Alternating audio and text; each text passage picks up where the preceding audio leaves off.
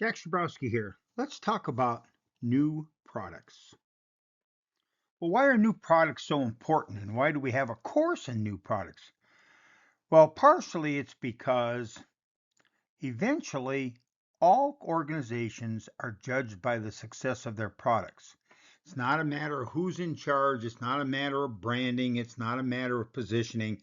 Eventually, all organizations are evaluated based on their products. So why do firms turn to new products? Why is it that firms need new products? Well, here's the typical list of some of the reasons that an organization would look towards new products. First, of course, would be a reduction in sales. We're losing market share. We are losing sales to a variety of other organizations, and so we, of course, need to figure out a way to reverse that trend and try to regain some of that market share. Well, of course, what would be one of the logical approaches to doing that? New products. Maybe products to different customer groups, maybe products to different products to our current customers, but new products. Another reason that we might turn to new products, there's new competition. An example of this, of course, happened in the automobile business when Tesla came along and started to produce electric cars. For a while, the major car manufacturers didn't think much about that. But as sales at Tesla continued to grow, the non-electric car manufacturers, the traditional car manufacturers, suddenly decided that maybe they need to figure out a way to compete against Tesla. And of course, some of those solutions might have been hybrid automobiles, some might have been high mileage automobiles, and then some of those, of course, were their own electric vehicles. A third problem that could come up is the competition, our traditional competition develops a new product. All of a sudden, we lose sales to one of our long-standing competitors. An example of this for UNLV is that the community college, that is CSN, is in the process of offering new bachelor's degrees that are approximately 90 to 100 credits instead of our four-year degrees, but that are designed to compete against UNLV's traditional bachelor's degrees. As a result, UNLV's reaction to that is going to be, well, what kinds of new products can we offer? For instance, maybe new degree programs. You know, we have just recently put together a cybersecurity bachelor degree program, for example, or maybe new certificate programs, or maybe new majors and minors for our current programs, or maybe new graduate programs. Fourth, it could simply be changing tastes and preferences. It could be that our customers have decided that they want something different. When the price of gasoline goes up, typically what happens is customers decide that they want cars that get good gas mileage, or maybe don't even run on gasoline and run on electricity. In addition, when the price of gasoline goes way down, people's preferences and tastes tend to go for bigger, less fuel efficient vehicles. And so as tastes change, we sometimes need new products to match up to those shifting preferences of our customers. Another problem that could come up or an opportunity that might come up to create new products is new technology. Suddenly there's new technology available. And the new technology might lead to new products for us as opposed to our current set of products. An example at UNLV, of course, is all the new technologies associated with online learning. As these technologies emerge, opportunities to offer degrees globally increase, and as a result, perhaps we're going to go in and create new products for that global audience. Another reason that firms turn to new products is that they have a culture of continually offering new products. The poster child for this example would be the 3M company out of Minneapolis, the people who are in the glue and tape business, getting involved in such things as Post-its and a number of other things over the years. But they are constantly looking for new products to increase their sales and to create new opportunities to sell products to their current customer base. All reasons that firms might turn to new products.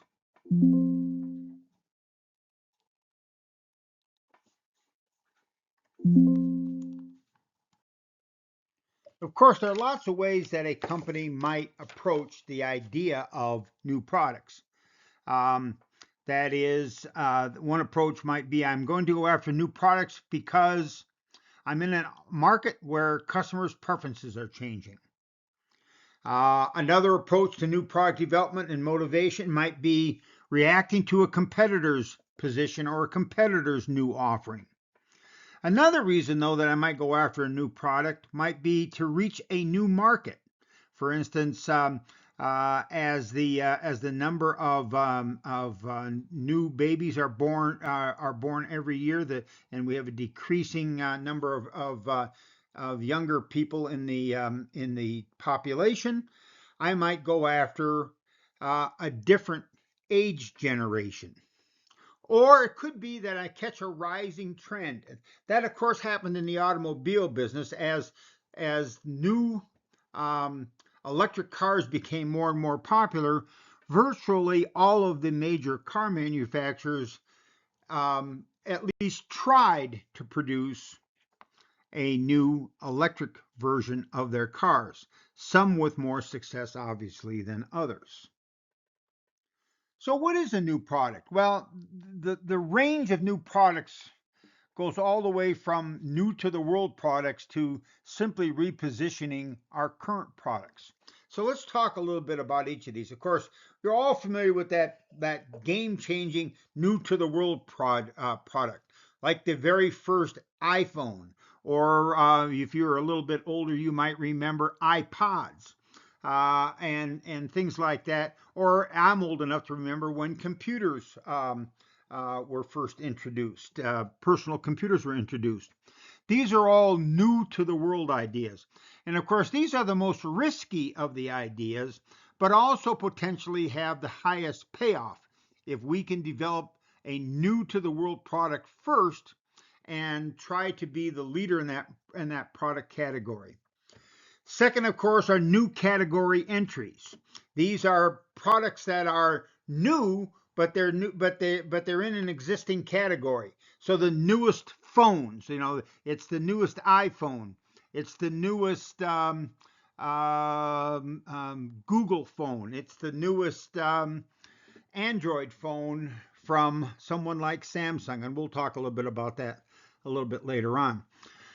Another type of new product is our additions to our current product lines. So I'm a golf club company, and I have 3 models of golf clubs, and I introduce a new model of golf clubs. An example of this would be someone like Ping, and of course you see this in other product categories, where they made the 400 level clubs, and then their next model in the product line was 410 model clubs, and then they went to 430 product clubs, and now they're at the 440 product line of clubs. And we might guess that the new set of product line of golf clubs will probably be 450. But is this idea of the adding new product lines as preferences change and new technologies emerge, and we find a new potential audience for customers. Product improvements. These are, of course, what we might refer to as incremental innovations. These are new and improved. A better version of a product that's already been around. And this could be even such simple things as razor blades, or it could be something more significant like product improvements in automobiles. We have the same model of automobile, we have the same product lines, but every year we improve those cars, those automobile offerings, so that each model year is a little bit different and a little bit better than the previous year. Next on the list might be simply marketing changes. That is, we might do different marketing changes in terms of pricing. We might change the pricing on our products to make them more interesting and in higher demand for certain customers. We might have different ways to distribute those products. And so so that the product is not significantly changed in itself, but the way we deliver it and the way that customers use it might be different. And then finally is repositioning, which we take our current products and we try to reposition them in the minds of our consumers. And we'll talk about positioning as part of the strategy later on. But the idea of repositioning a product would be to move it from one perception of customers to how that product fits into the competitive landscape to a different version. All right, so let me ask you a question. What is the key to new product success? That is, what is more important in new product success, the idea or the execution? Put a slightly different way, which is better, a good idea poorly executed or a poor idea well executed? I want you to think about that just for a second. Which would you rather have? A good idea poorly executed or a poor idea well executed? Well, clearly the answer is the good idea. A good idea poorly executed might still succeed, but a bad idea well executed will still fail. That is, no matter how I try to execute a bad idea, it's still a bad idea. But if I have a good idea and it's not being executed successfully, I might be able to go back in and fix the execution. So what are the implications for this from a new product development perspective? Well, it's sort of the Einstein argument about problem solving. That is, spend time on creating new products and performing market opportunity analyses so that when I launch the product, it is a really good idea. And then I just simply have to worry about making sure that the execution is successful, either at the introduction stage or as we move along.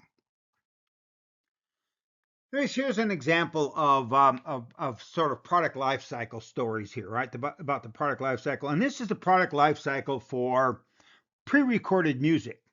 So when I was a child growing up, we had something called 45s, and those were plastic records that were played on a record player, and you would have the hits of the day, and you could go out to the store and for about a buck or two, you could buy the current hit song. Back then, it was the Rolling Stones and the Beatles and et cetera, et cetera. Later on, they went to larger records, 33 RPM records, and they would play more songs per side before the records had to be changed. From there, we went to 8-track tapes, and you'll notice up here in the right-hand corner, I have an example of a Beach Boys 8-track tape. 8-track tapes were eventually replaced by cassette tapes, and that's where we get in here to the 1970s, when cassette tapes took off and overtook 8-track tapes. Eventually, in the late 80s and early 90s, compact disc plates, or what we would call music CDs, overtook cassette tapes. And as a result, cassette tapes and 8-track tapes and even records sort of went away. Then in the early 2000s, after the internet had been up and running for a few years, it all became digital music downloads. and you could download music and pay for it, and then you could store that on your storage unit, so that you would have that digital, you would legally have that digital music that you could play anytime you wanted. So you owned that particular um, digital music and the opportunity to play it whenever you wanted. And of course, that gets us up to about 2013. And you say, well, digital music, and we saw here where compact discs were going down as digital music replaced them. Well, so what happened next? Well, you're all familiar with this, right? Pre-recorded music went from digital music downloads to music streaming platforms. And and whether you use Spotify, or you use Amazon Music, or you use Apple Music, or whatever, the fact is now virtually no one pays for downloads of music. Instead, you simply use a streaming service. And of course, this is this example of going from one type of product to the next type of product, to the next type of product, to the next type of product. And most of us don't think that music streaming platforms, that this is where this will end. There will be something else that will come along and, of course, replace that.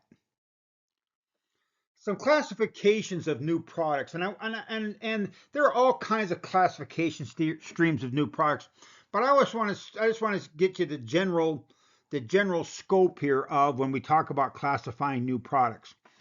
There are products that the new products where the product itself has changed.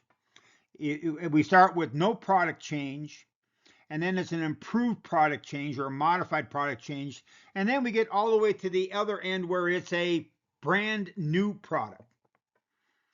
And for companies and organizations, they might, at any point in time, they may have a number of products where they are not planning on any changes, to improving those products, to coming out with new products. On the other side of the scale is markets. That is, who we are going to market our products to. In many cases, we're not going to change who we market it to. So if we have no product changes and we're not going to change who we're marketing the product to, we are going to rely on market penetration to gain more sales and to increase market share. That is, we're going to try to do a better job of marketing our current products to our current customers to increase market share. At the opposite end of that spectrum, of course, we have brand new products that we've never produced before, and we're going to market them to new markets, new customers that we have never marketed to before. This is called a diversification strategy, where we add new markets with new products developed from potentially new technology, or it could just be that we think that we ought to be in that particular new product business, and we're going to go after new markets with that business. And so at the two ends, we have market penetration strategies, and at the other end, we have diversification strategies. At the other ends of these, we have the other corners, we have no product changes, but new markets. And so this is called a new marketing strategy, where we say, I'm going to take my current products and I'm going to market them to new markets. This could be, for instance, a company like In-N-Out Burger continuing to push their franchises further east. Okay, that would be an example of we're going to do In-N-Out hamburger franchises, but we're going to do them in the Midwest, and then we're going to do them in the Mideast, and then we're going to do them on the East Coast. And so those would all be considered new market strategies, but no new product changes. At the opposite end of this is that we have our current markets, but we replace our current products with new products. So this could be a situation where I understand my market, I understand everything about this market, I understand my customers, and what I'm going to do is I'm going to create new products for my current customers. So at one end, we have market penetration, no new products, no new market change, and no market changes.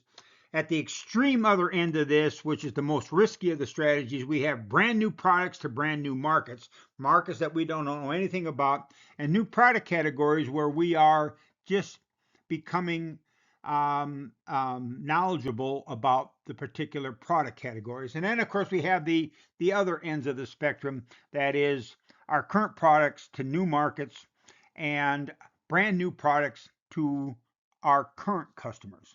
So those are some of the ways that we might classify new products in terms of how they fit into our organization. Other ways we look at new products, another way to look at this is whether we're making product modifications or we're making market modifications. And of course, product modifications might be new features, new models, new positioning, new sizes, or perhaps brand new products. For instance, we've been in the tennis shoe business and the sneaker business, and now we're going to get into the golf shoe business, or we're going to get into the soccer spike business, or something like that. On the other end of the scale would be market modifications. That is, ways of finding new customers, right? So we could just go after a completely new set of customers that's in a difference in terms of geographics, or a difference in terms of demographics. We've always gone after the youth market, but now we're going to go after the more senior aged market. Or perhaps we're going to create um, new uses for our product, or maybe new situations in which our product might be used. All ways that we might think about new products from an organization's perspective. New product job, new product manager's job. Critical skills. Well, of course, to be good at being a new product manager, you need to be creative, organized, efficient. You need to have great interpersonal skills. You need to be persuasive because you're always selling new ideas to people, but you also need to understand the business environment in which you are operating. In my mind, the two most critical skills to be a good new product developer are the ability to perform market opportunity analyses correctly and accurately, and the ability to develop and execute a marketing plan once you've determined on what direction you're going in terms of your new product. Those are the two most critical skills, and those are the ones that we're going to be focused on over this course and over this summer. Is this idea of developing market opportunity skills and product planning skills. What else? Well, the product manager needs to be customer centered. We always talk about everybody thinks that they're customer centered, but that's really obviously not true. The product manager needs to be data driven and not intuition driven. Product manager needs to understand media, promotion, packaging, purchasing, publicity, sales, market research, legal issues, R&D issues, distribution, and advertising. That is, a good product manager has to be a good marketer. A new product manager has to understand the risk and reward. The new product manager is only good as your last successful product launch. People forget what you did last time. They want to know what you're going to do for them this time. Some trends in new product management. Well, there's an emphasis now more on profitability over volume. That is, more and more companies are saying, I don't need to sell the most units, the most product. I just need to be the most profitable company selling those products. Another is a focus on highly targeted promotional strategies. That is to try to create this relationship marketing approach where it's more like one-on-one marketing. There is more relationship building and frequency programs. And of course, with that and how those tie into new product launches is absolutely critical. Obviously, the internet is still creating new ways of reaching customers and delivering products to customers. And of course, in reality, new marketplaces. Think about the number of products that have had highly successful relaunches and new launches based on their ability to sell products on Amazon, for instance. This business is becoming more and more data-driven over time. And as a result, people who work in this industry have to know how to find data, interpret the data, and turn that data into knowledge to make better decisions. Global thinking. All new products have to be thinking more globally than simply locally. Over time, every product is potentially marketable to a wider global audience. Another trend in new product management is the level of competition. The level of competition continues to go up. Just when you thought there couldn't possibly be any new kinds of fast food restaurants, a whole new level of more ethnically diverse fast food restaurants have popped up over the last 5 to 10 years. And people who didn't used to be in the restaurant business are getting more heavily involved in the restaurant business. People, for instance, like Starbucks. And of course, one of the other things that comes out of that idea of higher levels of competition, more and more marketing going on by the competitors, is the increase in the value of brands and the value of doing more brand extensions than new brand strategies. Another trend in new product management is the shortening of product life cycles. That is, it seems like the product cycles for new products is shorter and shorter and shorter. So more and more companies have to come up with more new products faster to replace ones that customers are losing interest in.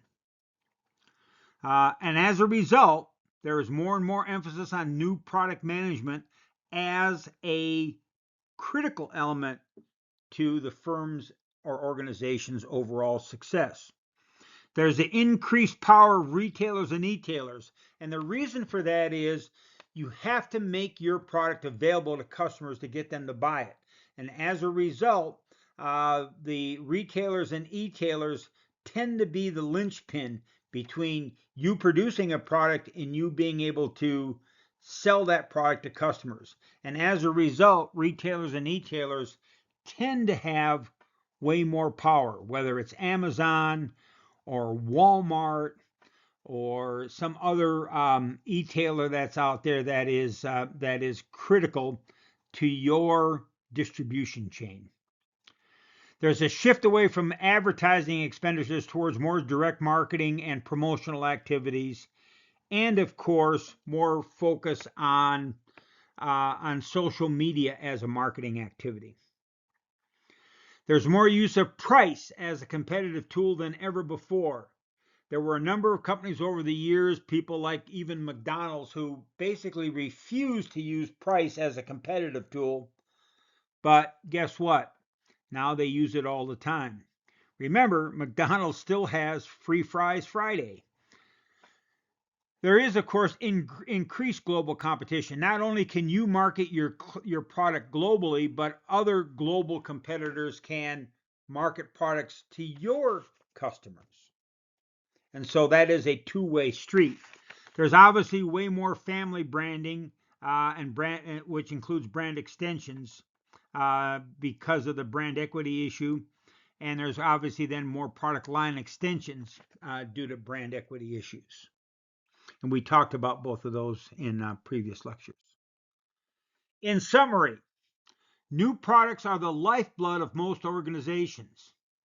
New product success requires both a creative and data-driven approach to marketing. They are not mutually exclusive. So to be successful at new product development and new product launch, you need to be both creative and data-driven. And the best, most successful people are goal-directed, creative people who understand the market that they are entering and are able to deal with the data available.